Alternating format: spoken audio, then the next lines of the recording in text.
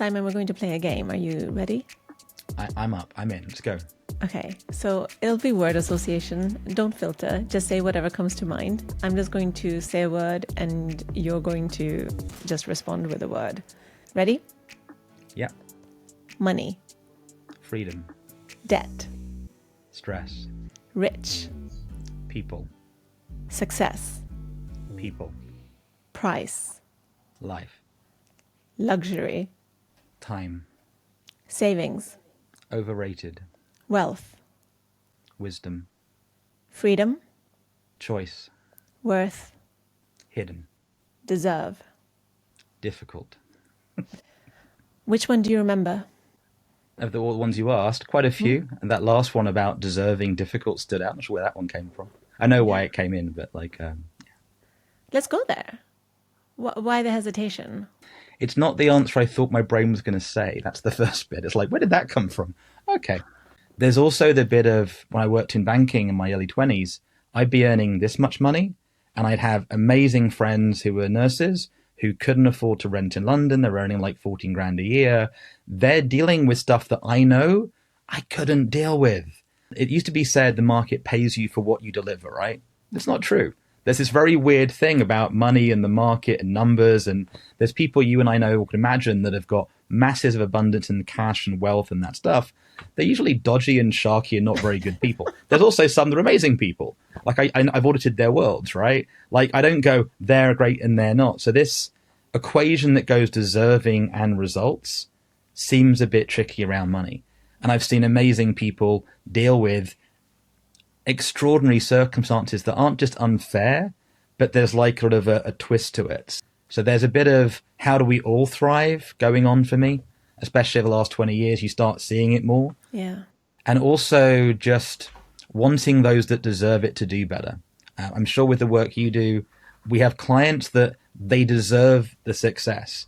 They've put in the time in, they're doing the work, but that little magic moment hasn't tipped yet. And that hurts me sometimes. The soul goes, it's not fair, right? Like, what do you do with that pain? You try and find the gold nuggets. You find to get the refiring.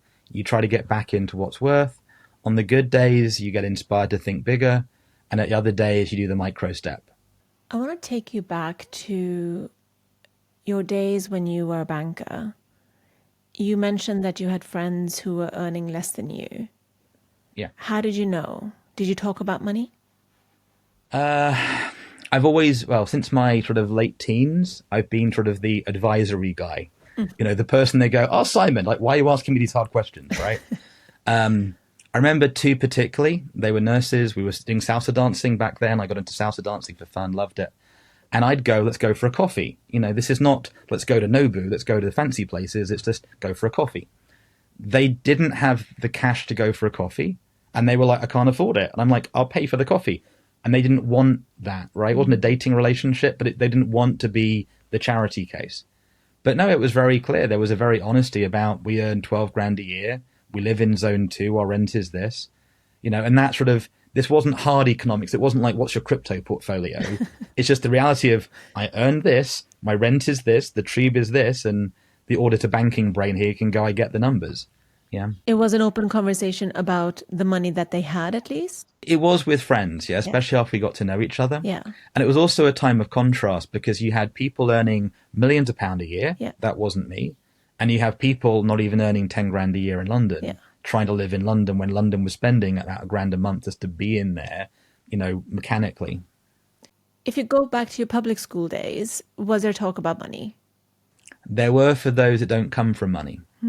Talk to me about that. So, for example, there was a trip to, there'd be trips, right? Whether it's Africa or a ski trip or something, and being aware there wasn't pocket money. There wasn't a savings account to go do that. I wasn't on the breadline. Mum worked her ass off in NHS, if you can say that word. Like, she's amazing. And I worked in bars, possibly when I was a young man, let's put it that way, right? So I was working, earning money, getting into sort of how can I make money? Only Fools and Horses was an inspiration, right? Like, half joking. So, but it was very clear that there were those kids that didn't understand the difference. They're living in the 5-bedroom house. Their dads are so-and-so. They travel on holidays. And they didn't understand the gap between somebody that's got access to 100, 200K a year and somebody that's earning 40, 50K a year. Now, those numbers I'm sort of splitting a bit, but that extra 10K is massive because you go from baseline covered and sort of the buffer can be okay to handle the weird incomings to there is no buffer. Mm-hmm. There is nobody you can talk to. And it definitely is a conversation that was not talked about helpfully. It's the biggest thing I see even in the UK entrepreneurship circles. The way they describe entrepreneurship is toxic and dysfunctional. It's not how it's talked about in Asia or America or Africa or anywhere else, but there's this strange idea about do this bootstrapping and do this. And generally we all die from 1,000 cuts, right? Who's been told, oh, no, just do it on Fiverr, save some money. It's like, but what you get doesn't get you what you could have gotten. Mm-hmm. So the whole raising capital, exiting capital, the use of funds, the way freelancers and creatives work together doesn't actually serve entrepreneurs, many of which just want to do what they want to do. And I'd be honest to say it's the hidden conversation today, and it was back then. It was the chats that you get into because I was me. Does that make sense? Mm-hmm. People would tell me things that they wanted anybody else to know. So regularly in my early 20s, which I won't mention her name, and if you dig in, you could work it out. But she had an award-winning theatre show. This is like in The Guardian, in the newspapers, best show, must see it. What do you think it made a night, that show? What's the profit per night? It lost over £1,000 every time they put a show on. As a full house? Full house. Oh. Production, lighting, licenses. And you sort of, like you and I would go, this isn't a good business model. And she's like, but this is like, she, by the way, went to Oxford, award-winning, blah, blah. It's all acclaimed. Behind the scenes, she's going, can you lend me 5K because I can't pay the mortgage? Mm. Now, that's the conversation that you want to go, let's have that in open and discuss. Yeah. You'll appreciate why nobody has that conversation. Back then, I could do it. That number of people, like I'm the same. I've got money in investments that haven't paid off, and this goes on. So there's assets, there's lifestyle, there's liquidity. But when you realize, like, even if your show sells out, you're losing money. This is not a good business plan. No. And so many entrepreneurs haven't done the numbers. They get scared by numbers, right? And a lovely guy, he was an amazing martial arts instructor. I'm keeping it vague again on purpose. He had this great idea to go teach it in schools and work with coaches. I sat in my kitchen and went, even if this works to your dream, you make 20 grand a year in 3 years' time. Now, today you just go, that doesn't make any sense. But they've not had that thinking through. Yeah. Because you get sort of caught up in it. But equally, you and I have seen these success stories, whether that little crazy little doll thing, let's not mention it for legal reasons, right? To the entrepreneur who, I was going to be bankrupt. I met this guy on the beach and made $1 billion a year later. So the weird, what actually scales out. And I do think it goes back to the goal. Many of us have fallen into, you need to be earning X, Y, Z millions to be okay and be happy. And the dance between earning 10 grand a month, 100K, a million, 10 million, they're different business models. I'm more of an advisor, sort of architect guy than the operator. Going into an office 20 hours a day, it's not who I want to be today. I want to help 5 clients and grow that way. So I think a lot of us get stuck into doing it, and then suddenly you're sort of stuck in the behemoth. And the conversations nobody has with each other till afterwards. You know what I mean? Like, it's only when you're a bit older and wiser you go, yeah, I've been there too, and that happened, and this happened, and that divorce and this other stuff. And it's heavy and it's hard. It also sets up the client that goes, I've only got $1,000 budget.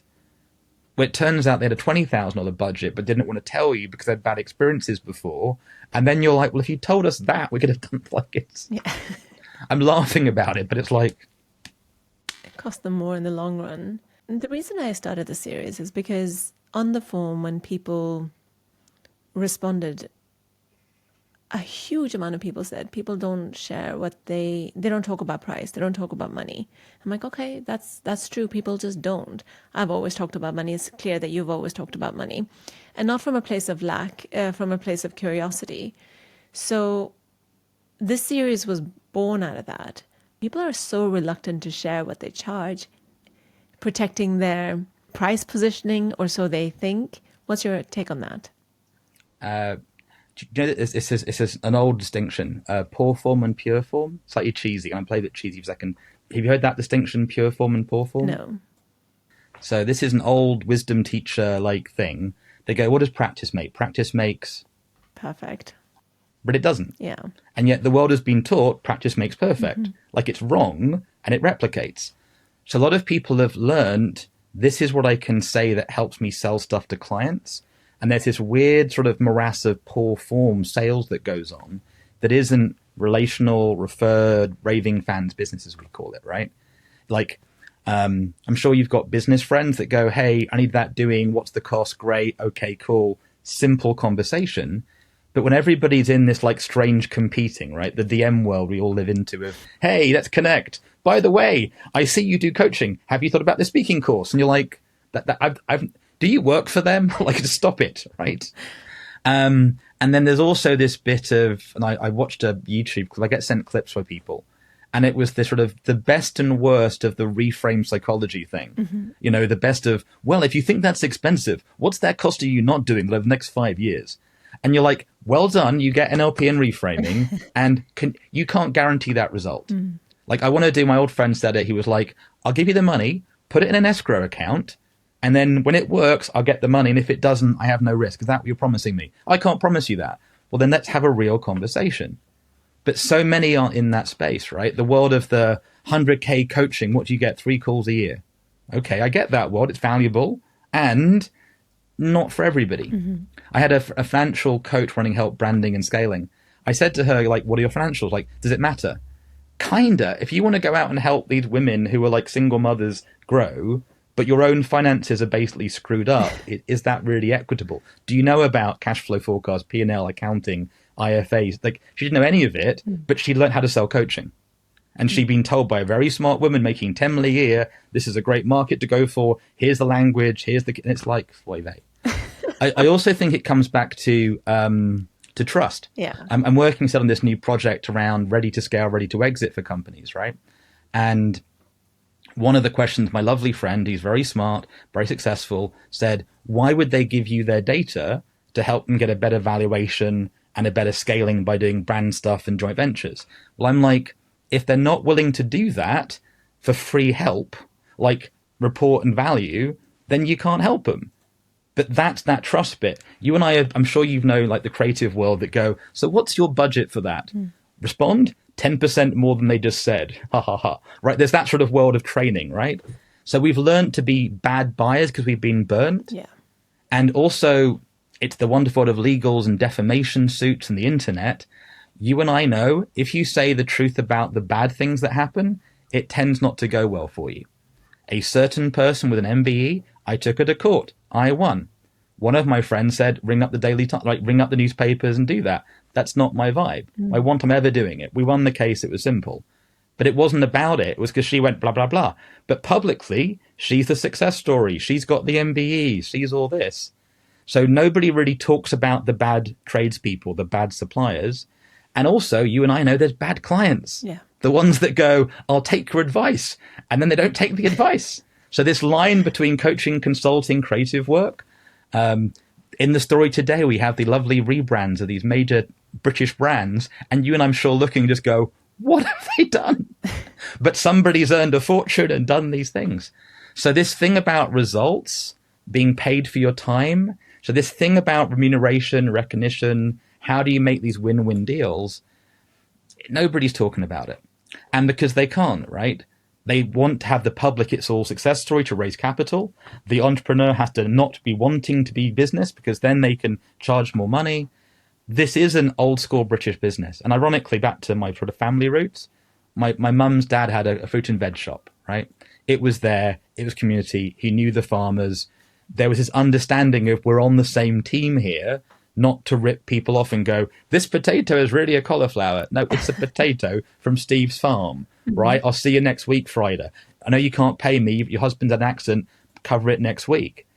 I think less and less people actually share their own lived experiences of making money, what it looks like. And I think the danger is with those people who do share how they're making it, they're only sharing the highlights and not the lowlights, which makes it seem performative and it doesn't seem real. What is one thing, and I understand we're running out of time, what is one thing that you would like people to walk away with when it comes to the topic of money? What is one piece of advice you can give people?